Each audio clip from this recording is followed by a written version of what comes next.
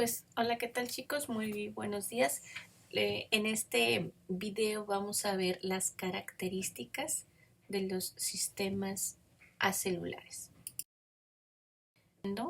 Características de los sistemas celulares y acelulares. En el video pasado vimos todas las características de los sistemas celulares y vimos que cumplen con ciertas características tanto de estructura como de forma. Hoy lo que vamos a ver son esas características de los sistemas acelulares. ¿Cuáles son esos sistemas acelulares? Los virus, como el virus de la influenza, los priones, como los priones que causan enfermedad de las vacas locas o las enfermedades neurodegenerativas, encefalopatías transmisibles, en el caso de la vaca espongiforme, por ejemplo, o los viroides, que son patógenos de plantas. Estos, ¿qué características tienen? Pues que están formados por ciertas estructuras, tienen una estructura compleja, pero no llegan a tener metabolismo propio o a formar células. Por eso se llaman sistemas acelulares. ¿Qué significa el prefijo acelulares? Que no tiene, que no forma parte o que no llega a ser tan complejo para formar una célula. ¿Cuáles de estas características? Pues la primera de ellas, que no son células, pues ahí ya es la primera característica que no cumplen. Otra característica es que aunque se pueden reproducir, no se pueden reproducir por sí mismos, necesitan meterse a una célula. Pues no tienen metabolismo, prácticamente no perciben el medio ambiente y no son ni heterótrofos ni autótrofos. Entonces, por lo tanto, estas características generales no las cumplen y por lo tanto no son sistemas vivos. Lo que sí son patógenos y es lo que vamos a ver en las siguientes diapositivas. Pues de estos sistemas acelulares son patógenos, tienen ciertas características de los sistemas celulares y las que ya hablamos pues no las cumplen. Entonces vamos a explicar esas características tanto de estructura como de forma de replicación y vamos a ir hablando de estos puntos. El primero que vamos a ver son los virus. Luego vamos a trabajar con viroides y luego con priones. Vamos a hablar son de los virus. ¿Qué son los virus? Cuál es su estructura y cómo se replican, cómo causan problemas en los organismos. Bueno, vamos a ver qué es un virus. Un virus es un patógeno, ya que causa una enfermedad. Tiene genoma, sí, es el sistema que tiene genoma, es el menos complejo, es el más sencillo de todos. Carece de organelos, obviamente, y de metabolismo propio. No son organismos o sistemas vivientes, son sistemas acelulares y para poder replicarse tanto su genoma como sus proteínas o lípidos, necesita forzosamente entrar a una célula. Por eso hablamos de un parasitismo intracelular obligado. No en el sentido de que sea un parásito, sino de que tiene que meterse a otro ser o a otra célula para poder replicarse. Si ustedes se fijan, aquí tenemos diferentes formas de virus, algunas filamentosas, algunas en forma de pala, el virus del ébola, el virus de la rabia. Tenemos un bacteriófago o un fago que infecta bacterias y aquí tenemos un adenovirus, causante de la hepatitis canina. Cada uno tiene formas diferentes y estructura diferente.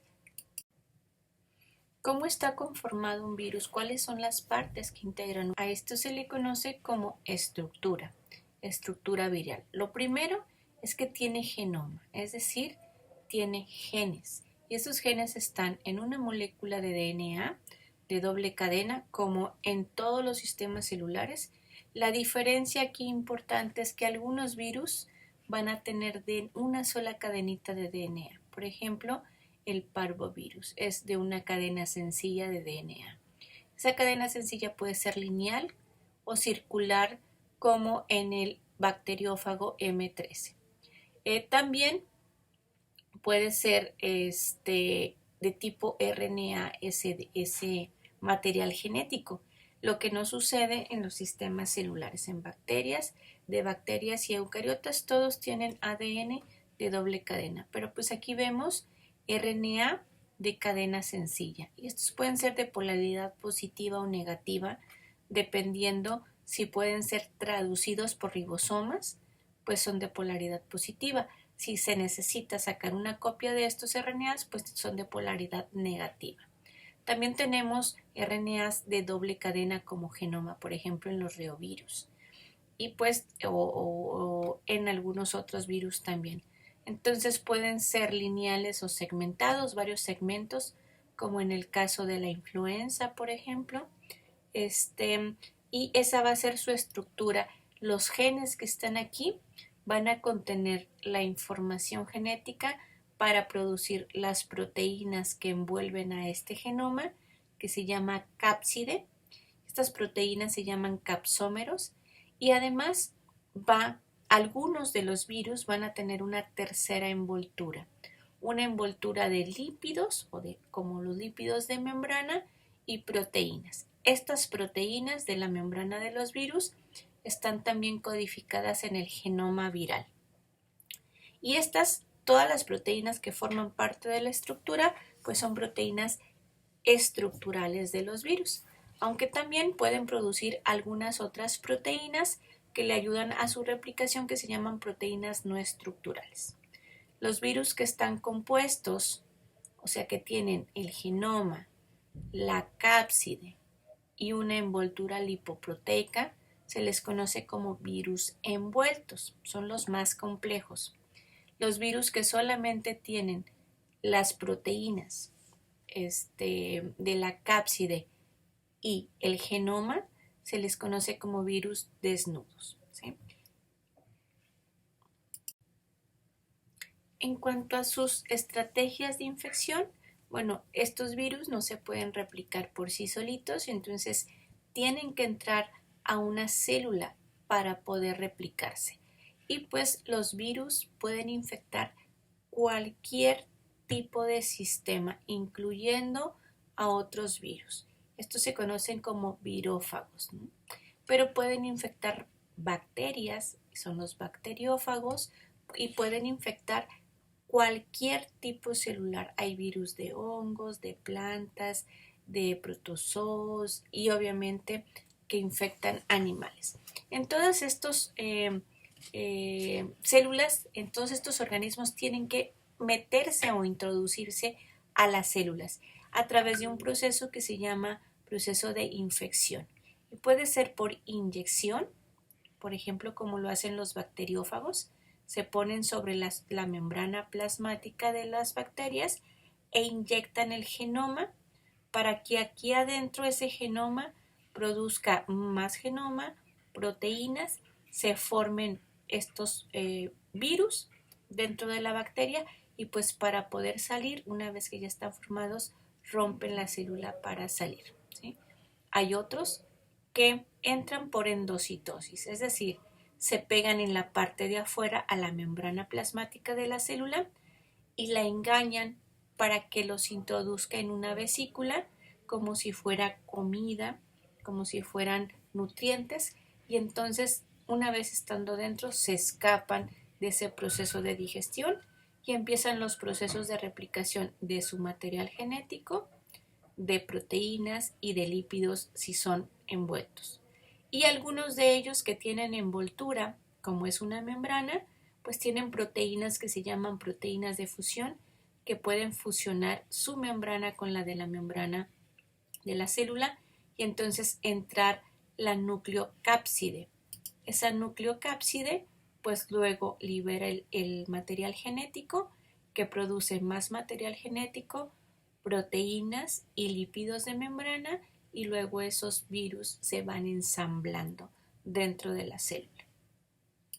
Procesos o estrategias de infección las van a ver para algunos virus que infectan animales domésticos y pues van a ver esos procesos de fusión o de endocitosis en algunos de ellos y cuáles son los mecanismos que estos virus realizan una vez que están dentro para escaparse de la degradación y poder iniciar su proceso de replicación interno. Una vez que se replican en la parte interna de la célula, pueden ocasionar daños a la célula y la célula morir, o puede mantenerse la célula pero con una alta producción de virus. Generalmente no rompen las células. La idea es que no se muera la célula, porque al morirse la célula, pues ya no se replica el virus. Pero hay algunos de ellos que para poder liberarse de la célula, pues tienen que romper la célula en donde se están replicando y poder infectar otras células. Esa replicación se le conoce como replicación lítica. Al final del proceso tienen que matar a la célula para poder salirse. Y aquí se puede ver como un fago entra en una bacteria por inyección y una vez que está dentro empieza la replicación, el ensamblaje de los virus hasta que rompen la célula y sale de este.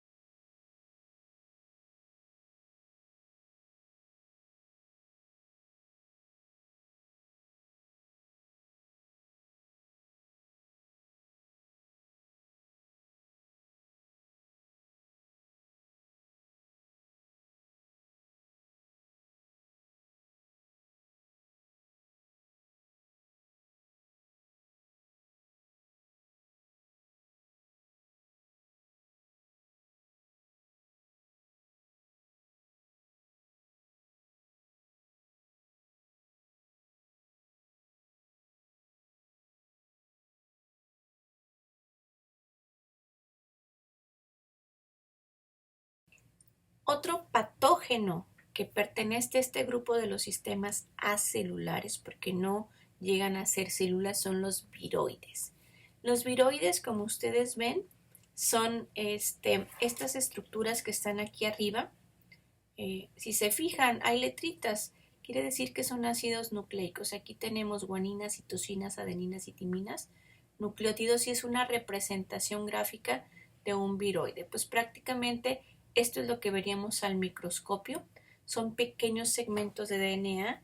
Si se fijan, son 14 nanómetros de largo, entre 14 y 28 aproximadamente de largo es lo que miden estos viroides. Son muy chiquititos. No los podemos ver con el microscopio óptico, sí con el microscopio electrónico, y estos causan enfermedades muy importantes en nuestras células vegetales solamente.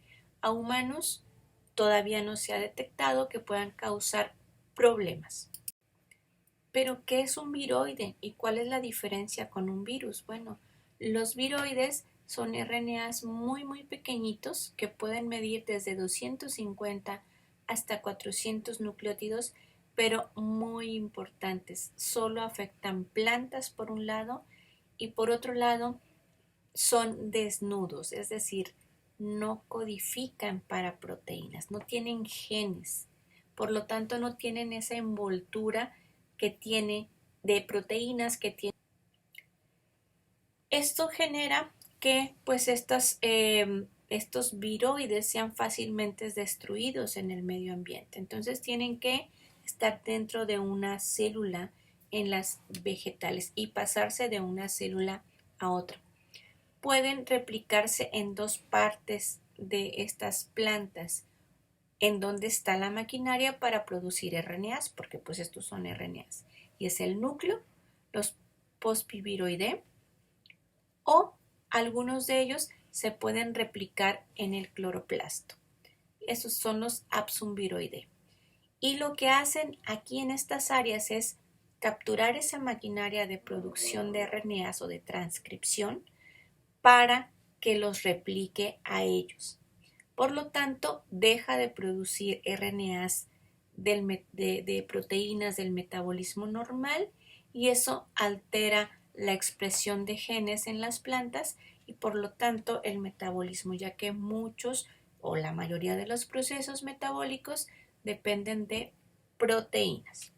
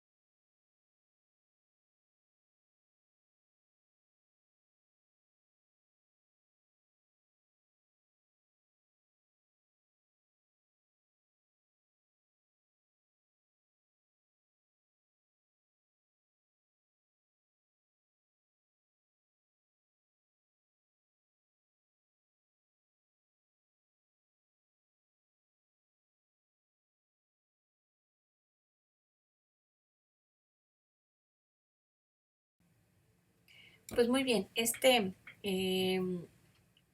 video también nos puede aclarar un poquito qué son los viroides. Lo pueden checar también en la presentación de Nexus, ya que aquí no me permite abrirlo. Aquí tenemos varios ejemplos de los viroides. Podemos ver diferentes plantas infectadas con estos viroides, con estos síndromes y se pueden observar los síntomas. Por ejemplo, tenemos los viroides de la papa, en donde aquí podemos ver dos tomates que también infectan tomates, dos tomates de la misma edad, uno sano y uno infectado con viroides. Pues obviamente el crecimiento metabólico, el metabolismo es menor y el crecimiento es menos. Tenemos el viroide de la mancha de sol del aguacate. Si se fijan, este es un aguacate normal. Y estos, pues aquí está esta manchita o esta como cicatriz, en donde pues también son muy más pequeños. Es decir, que no se desarrollan los frutos en el tamaño adecuado. Por acá tenemos el viroide de la tristeza de los crisantemos, en donde vemos de la misma edad dos crisantemos, pues uno con todas sus flores y creciendo y otro pues triste, no se crean, pues con el viroide que causa pues que estas plantas no crezcan porque disminuye su metabolismo. Y por acá tenemos el viroide de la mancha clorótica, del crisantemo aquí. Aquí en este específicamente se replica dentro de los cloroplastos. Por eso, al perderse los cloroplastos, se va aclarando el color verde, porque van perdiendo la clorofila que está dentro de los cloroplastos. Y pareciera que le ponemos cloro a estos crisantemos. Por eso se llama el viroide de la mancha clorótica de los crisantemos. Otro ejemplo de viroides es, por ejemplo, el que afecta a las palmas que producen cocos o palmas cocoteras, que el viroide se llama viroide de Cadagan.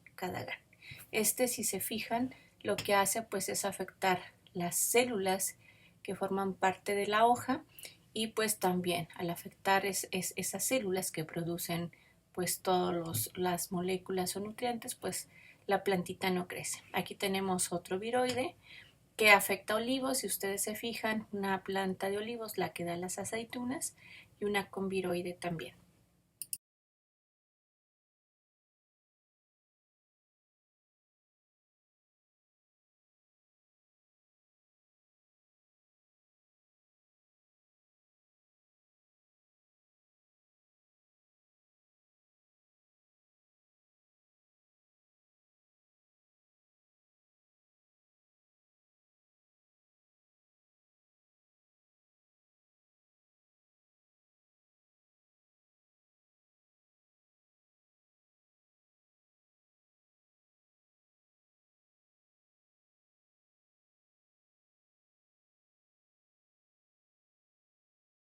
Aquí podemos ver esos priones, si se fijan, pues estas proteínas, lo que pasa es que no pueden ser degradadas por su estructura y forman agregados proteicos, es decir, se acumulan estas proteínas y eso hace que la célula pues tenga una mal funcionamiento y por último con tanta proteína dentro pues muera.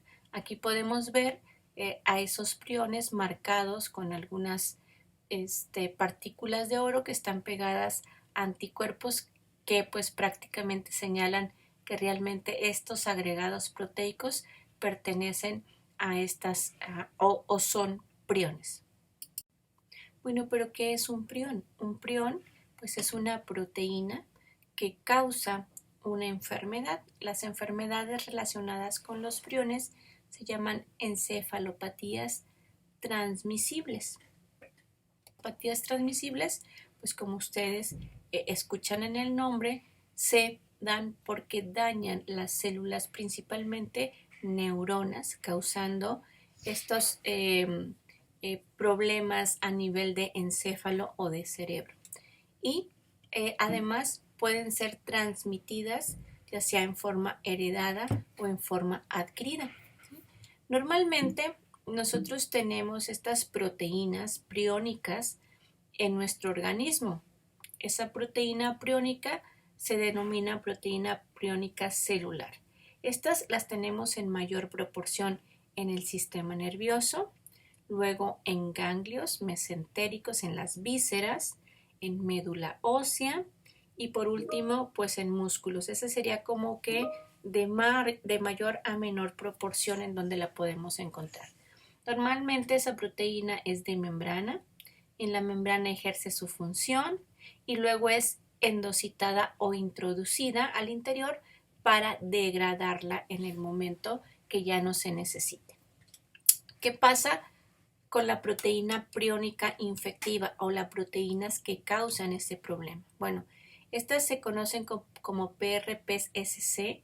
SC viene de Scrappy, que es el nombre de la enfermedad que causan en las ovejas y que fue descubierta en primer lugar hace más tiempo que el resto de las encefalopatías. Y lo que sucede con esta proteína es que cambia de conformación y al momento de cambiar de conformación, al ser introducida, pues ya no puede ser degradada ni puede ser eliminada y se va acumulando hasta que la neurona muere. Pero si es una proteína que pues se degrada y sabemos que las proteínas vienen de la expresión génica, ¿cómo es que un prión se puede replicar? ¿Cómo puede crear dos proteínas idénticas a él? En realidad, los priones lo que hacen es cambiar su estructura, ¿sí? Generalmente ustedes van a ver en biomoléculas, en bioquímica, las estructuras o están viendo estructuras primarias y secundarias de las proteínas. Tenemos algunas hélices o dos formas en su estructura secundaria, las hélices alfa y la estructura de beta plegada. Pues bien, la proteína priónica celular tiene una estructura mayormente de hélice alfa, mientras que la estructura de los priones en la parte central o en la mitad de la proteína es de estructura beta plegada. Este cambio de conformación, es decir, no cambian los aminoácidos, nada más cambia cómo están distribuidos espacialmente en esa proteína, lo que hace es que prácticamente al formarse estas estructuras, hace que a través de estas estructuras se peguen unas proteínas con otras para formar esos agregados proteicos. Y estas áreas hidrófagos, pues es donde se pegan para formar esos agregados proteicos. ¿Qué condiciones o qué características tienen estos agregados proteicos o la proteína priónica infectiva? Pues le da dos características que no tiene la proteína priónica celular normal. No se desnaturalizan, es decir, no se pueden degradar ni con pH ni con temperatura. Normalmente nosotros pudiéramos comer proteína y la degradamos con calor, ¿no? Un huevo frito, un caldito de pollo, la carne hervida, ahí se desnaturalizan las proteínas, pero estas no se desnaturalizan y no se degradan, no se pueden romper con enzimas, por lo tanto, pues prácticamente se acumulan, pero además tienen la propiedad de convertir las proteínas priónicas celulares en proteínas priónicas infectivas por contacto. Eso quiere decir que si tengo un prión y viene y hace contacto con una proteína priónica celular normal, la convierte en proteína priónica. Y así es como se replica. Entre más proteínas priónicas conviertan a proteínas celulares, se van replicando, se van formando estos agregados proteicos en las neuronas y pues mueren. Entonces, esa es la forma en que se replican. Por lo tanto, hablamos de un proceso de conversión o cambio de conformación por contacto para inducir esa transformación. Bueno, ¿qué causan estas acumulación de proteína dentro de la célula? Pues causa la muerte de la célula. Es como si nosotros comiéramos y no pudiéramos hacer del baño. Pues obviamente en un momento llegaría nos intoxicaríamos también y pudiéramos morir. En este caso las células mueren y dejan estos huecos o estos espacios en cerebro, causando esta apariencia de esponja. Por eso se llaman encefalopatías espongiformes o transmisibles espongiformes. Nuestro cerebro se va a ver como una esponjita. Cada uno de estos huequitos es el lugar donde estaba una célula viva. Por otro lado, pues existen muchas enfermedades que son infecciosas o que son adquiridas y otras que son heredadas. En el caso de humanos tenemos varias que pueden ser adquiridas. El curú por el consumo o por el canibalismo que llevaban a cabo algunas tribus en Papúa Nueva Guinea. La enfermedad de Creutzfeldt-Jakob, adquirida o iatrogénica, que se cree que fue adquirida por consumo de bovinos con encefalopatías transmisibles espongiformes o de vacas locas. La nueva variante de Creutzfeldt-Jakob disease, por ejemplo, pues todas estas son adquiridas. Se tiene que consumir el prión para que a nosotros se nos desarrolle la enfermedad. pero existen algunas que son heredadas. En este caso, la enfermedad de Creutzfeldt-Jakob disease familiar, la enfermedad de Gerstmann también, o la insomnia familiar fatal. En todas estas, en esa proteína, en el gen que genera esa proteína, hay un cambio en su secuencia, por lo tanto genera un cambio de aminoácido que genera el cambio de la conformación en la proteína.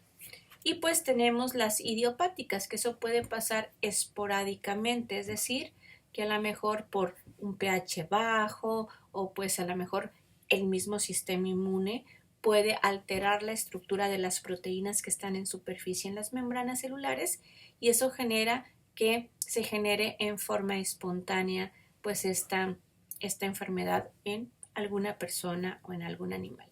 En animales tenemos algunas enfermedades también de proteínas priónicas. Está el scrapie en ovejas, aquí podemos ver cómo se observa y todo esto que se ve de color cafecito pues son los priones que están en el encéfalo. La encefalopatía espongiforme bovina, pues en vacas, lo que se le llamó las vacas locas o la BSE. La encefalopatía transmisible del bisón, por ejemplo. También tenemos la enfermedad de desgaste crónico en venados y alces, CJD. Tenemos la encefalopatía espongiforme felina también y la encefalopatía de ungulados exóticos como el cundú, el nialá o el oryx. Todas estas, algunas son adquiridas, por ejemplo, pues la encefalopatía espongiforme bovina y otras pues pueden ser heredadas. Inclusive algunas no se sabe cómo se transmiten entre las poblaciones. En el caso de la encefalopatía espongiforme bovina o BSE, fue una enfermedad que surgió pues en 1995 aproximadamente. Hubo un brote muy fuerte primero en Inglaterra y luego en Europa. Es una enfermedad zoonótica, es decir que si comemos vacas o imagínense las vísceras sobre todo y el cerebro de vacas infectadas, pues nos podemos infectar nosotros también. Es una enfermedad crónica porque tardan años en desarrollarse los síntomas y en estas enfermedades transmisibles, aquí lo único que puede producir esa transmisión es el consumo de priones en nuestros alimentos, ya que dijimos que ni la temperatura ni nuestras enzimas normales pueden degradar esa proteína. Y luego se replica primero a nivel intestinal, luego a nivel de ganglios mesentéricos nerviosos y de ahí sube hasta espina, médula espinal y de ahí al sistema nervioso central. Entonces, pues tarda bastante tiempo en producirse los síntomas. ¿Cuáles son los síntomas? Pues prácticamente en vacas, vamos a ver, les dejo por aquí un video para que lo vean en su presentación también, en donde hay incoordinación, y pues bueno, esto puede pasar también en humanos, sobre todo en adultos ya muy, muy grandes. Lo que sí, pues no se transmite así inmediatamente y no nos volvemos como las vacas locas. Y otro punto muy, muy importante es la regulación sanitaria. Es muy importante saber que, pues debido a esta enfermedad, productos europeos, por ejemplo, derivados de bovinos o de rumiantes en general, no pueden ser importados a países de América para evitar pues la movilidad de estos, ¿no? Lo más importante para evitar el contagio es tener a nivel de rastro, estar vigilando que no haya animales con estas características y por otro lado no consumir los desechos o bueno, las vísceras principalmente y el sistema nervioso, ¿no? Aunque aquí, pues en México es algo difícil porque nos encantan los chicharroncitos, el menudito, los taquitos de seso, de ojos, ¿no? Entonces, los tuetanitos, entonces es bien importante que a nivel de rastro y a nivel de producción, pues evitemos o cuando detectemos sintomatología que corresponda a la sintomatología, pues se reporte primero para que se hagan los estudios y en caso de que exista, pues se haga una cuarentena, un seguimiento epidemiológico y haya esa regulación sanitaria, ¿no? Por último, les dejo el video. Bueno, tienen que ir, sigan la liga que está en su presentación en Nexus. Pónganle que si son adultos porque pues es una cuestión de rastro. Entonces aquí les explica cuáles son las características. Hay algunos videos para que vean cómo son la sintomatología y pues les da un resumen de las características principales de enfermedades priónicas o causadas por los priones. Eso sería todo por este momento. Que tengan un bonito día y que sigan con sus clases.